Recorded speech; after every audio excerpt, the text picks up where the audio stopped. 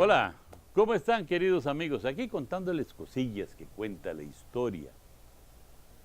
Si yo les digo a ustedes que este es un país que vivió montado en la carreta, ¿qué pensarían? De que todo el mundo andaba de parranda, ¿verdad? Pues no. Es que la carreta, como esta que ven ustedes en esta imagen, era de todo. Era la que transportaba el café, era la que servía para el paseo familiar, era la que servía para ir a la misa. Era un pueblo montado en la carreta. Claro, también es cierto que para las fiestas era un vehículo de transporte seguro porque, según dicen, cuando alguien se pasaba de las bebidas espirituosas, pues simplemente se montaba en la carreta y los bueyes lo llevaban suave y plácidamente a su casa. Pero digamos, esa es la leyenda urbana.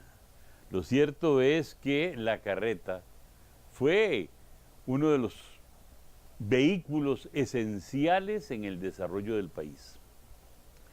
Y tal vez pocos lo han descrito de manera tan bella y tan extraordinaria como don Julián Marchena en su famoso Romance de las Carretas, que en una estrofa lo describe perfectamente cuando dice así: ambulancias campesinas. Recuerden la imagen que acaban de ver, ¿eh?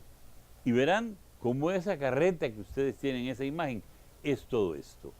Ambulancias campesinas, hormigas de las cosechas, cándidos lechos nupciales y trashumantes viviendas.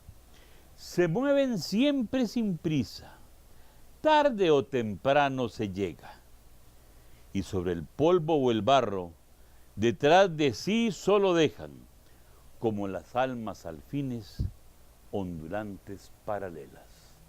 Eso era nuestra carreta. Y ahora, un poco pintorrajeada, es parte de nuestra tradición. Pero no crean que la carreta siempre fue tan bonita. ¿Qué va?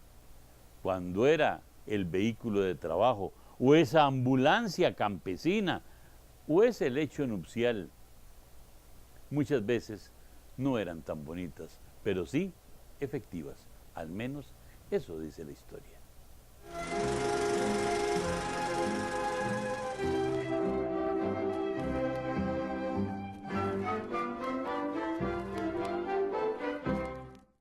Este libro sobre don Alfredo González Flores,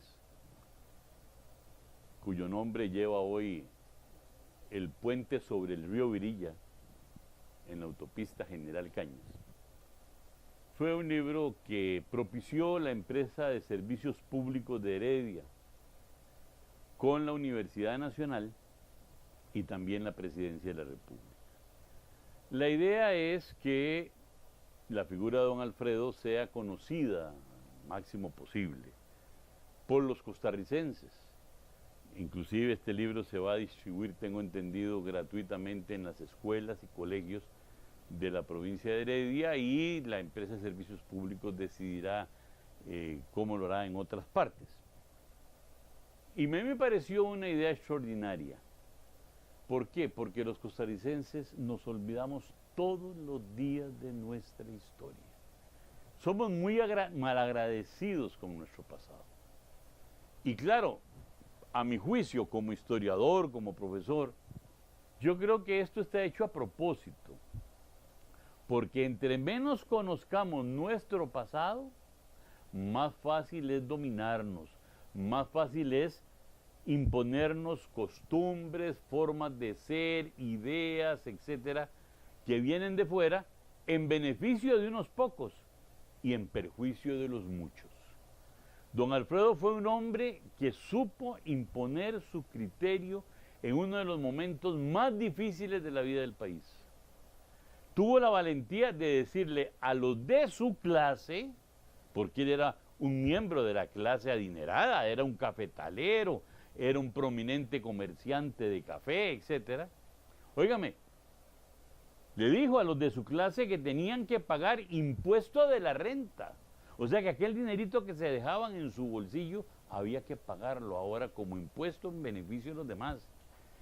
Y una cosa que nunca habían hecho, que tenían que pagar impuestos sobre la tierra, sobre todo la tierra inculta, o sea, aquellos que simplemente inscribían terrenos para beneficiarse de tener ahí una especie de reservita y ganar las plusvalías.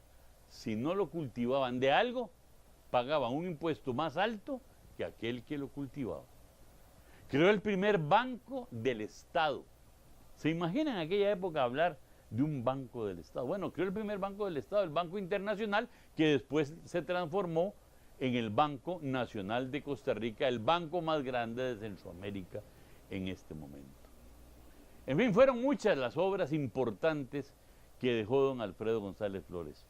¿Por qué? Porque supo ser un gobernante que actuó honradamente en el tanto fue concordante con sus ideas. Lo que pensó, lo ejecutó. No es de los que creen una cosa, pero después hacen otros. Él estudió en Inglaterra y vino con ideas de Inglaterra e impuso ideas que aquí la gente ni se les ocurría. Hay otros que han ido a estudiar a Inglaterra, pero vienen e imponen no las ideas de su partido, sino las de los negocios. Pero en fin, eso es también cosas que dice la historia.